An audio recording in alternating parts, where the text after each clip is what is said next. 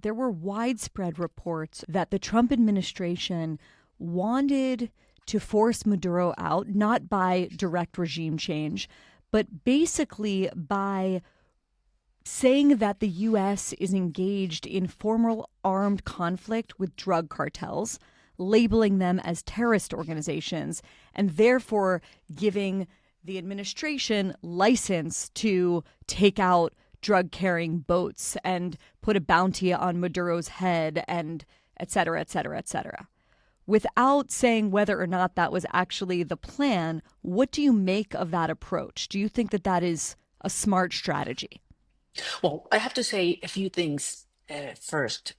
This is not regime change because the change of the regime was already mandated by the people a year ago.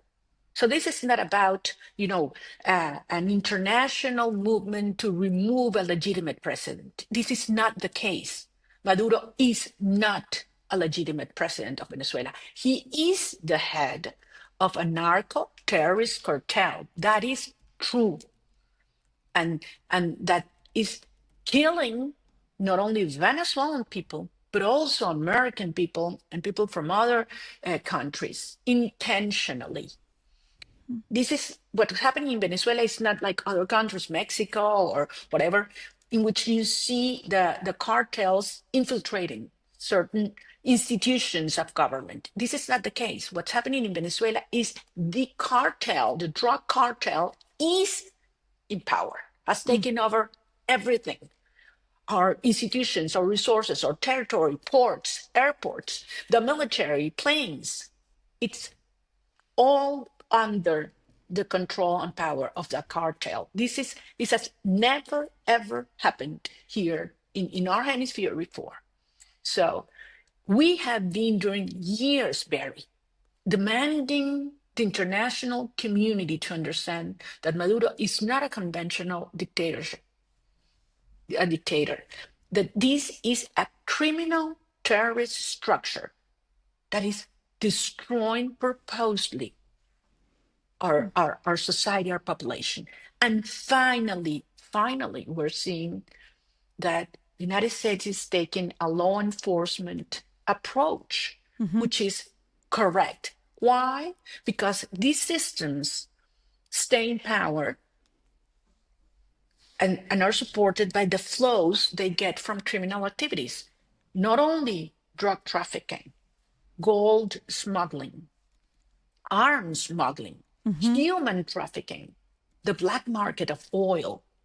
That's, all those. So, Maria, do you support this effort by the Trump administration? To dismantle the criminal narco-terrorist cartel? Yes, absolutely, I do. And do you think if it was pursued aggressively, it could actually lead to Maduro's downfall? I have no doubt that Maduro is going to leave. As I said before, the cracks and fractures within the regime are growing as we speak.